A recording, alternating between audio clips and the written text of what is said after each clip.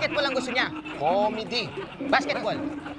Comedy! Basketball. Teka lang.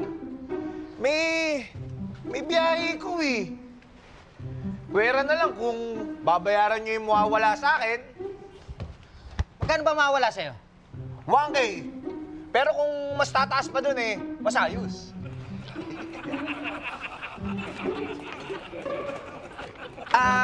Anton, gusto mo bang manood ng basketball? Oo, Eman. Basta pagkatapos, manood tayo ng comedy. Tara. Tara. Best friend. Tara, best friend. Oh, teka. Dadalawa lang ticket nyo eh. Paano naman ako? Dito ka na lang. May biyahe ka, di ba? Best friend? Tara. My new best friend. My new Boy! best friend. My new best friend. Boy!